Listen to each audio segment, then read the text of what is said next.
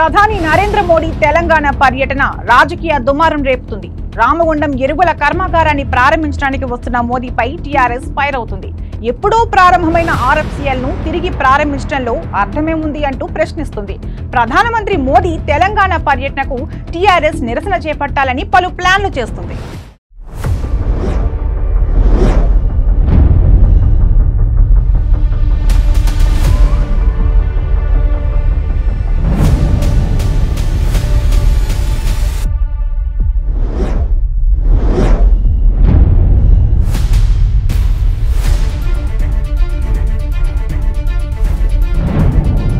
ఇటీవల జరిగిన మునుగోడు ఉప ఎన్నికల్లో విజయం సాధించిన గులాబీ పార్టీ అదే విధంగా బీజేపీపై ఒత్తిడి తెచ్చేందుకు టీఆర్ఎస్ పార్టీ పాములు కదుపుతుంది.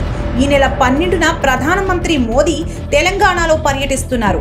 రామగుండం ఎరువుల ఫ్యాక్టరీ ప్రారంభించనున్నారు. అయితే గతంలోనే ప్రారంభించిన ఫ్యాక్టరీని తిరిగి ప్రారంభించడంలో ఆంతర్యం ఏంటి అని గులాబీ పార్టీ ప్రశ్నిస్తుంది.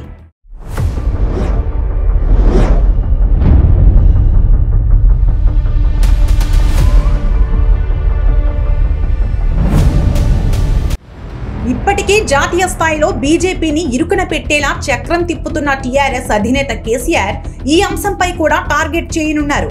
కేంద్ర ప్రభుత్వం అనుసరిస్తున్న వైఖరిని ఎండగట్టేందుకు మంచి అవకాశం దొరికిందని గులాబీ దళం భావిస్తుంది.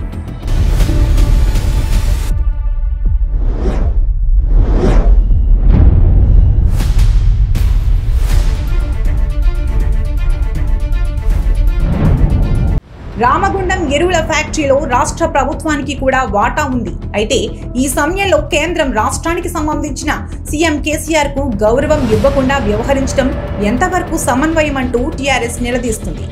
గతంలో రాష్ట్ర పర్యటనకు మోదీ వచ్చిన సందర్భంగా పలుమార్లు ముఖ్యమంత్రి కేసీఆర్ ను అవమానపరిచే విధంగా వ్యవహరించింది అన్న వాదనను తెరపైకి తెస్తుంది.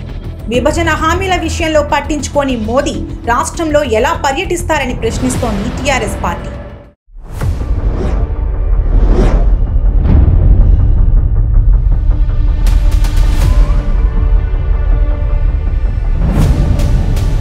సింగరేణి కోల్డ్ బెల్ట్ ఏరియాలో ప్రధాని మోదీ పర్యటన ఉండడంతో సింగరేణి సమస్యలు ప్రధాని మోదీ దృష్టికి, కార్మికుల సమస్యలను కార్మిక సంఘాలు మోదీ దృష్టికి తీసుకువెళ్లనున్నాయి. కేంద్ర ప్రభుత్వం వాటాను ప్రైవేటీకరణ చేయబోమని మోదీ ప్రకటించాలని టీఆర్ఎస్ అనుబంధ కార్మిక సంఘం డిమాండ్ చేస్తుంది. ప్రధాని పర్యటనను కార్మిక సంఘాలు వ్యతిరేకిస్తున్నాయి. తాము నల్ల జెండాలతో ప్రధాని మోదీకి నిరసన తెలుపుతామని ఇప్పటికే కార్మిక సంఘాల జేఏసీ ప్రకటించింది.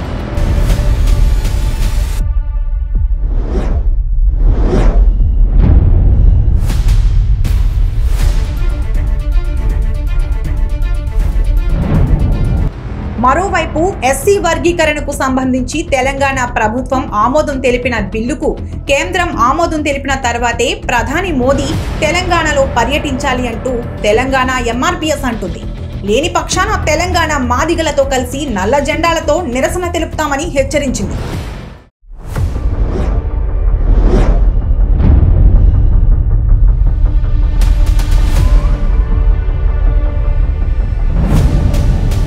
ప్రధాని పర్యటనను తప్పుపడుతున్న తెలంగాణ యూనివర్సిటీ విద్యార్థుల ఐక్య కార్యాచరణ సమితి 2 కోట్ల ఉద్యోగాలపై మోదీని నిలదీయనుంది. విద్యారంగంలో గుజరాత్ కు ఒక న్యాయం, తెలంగాణ విద్యార్థులకు ఒక న్యాయం అనే విధంగా మోదీ వ్యవహరిస్తున్నారని పేర్కొంది.